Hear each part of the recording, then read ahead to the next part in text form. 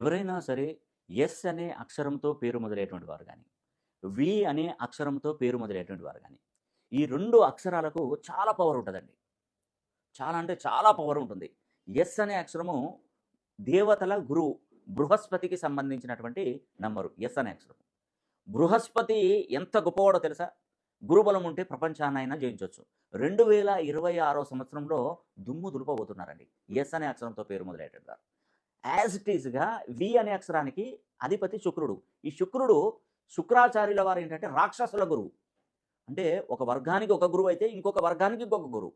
నువ్వెంత అంటే నువ్వెంత అన్నట్టుగా 2026 సంవత్సరంలో వీరు చాలా ఫాస్ట్‌గా దూసుకొని పోతుండారండి.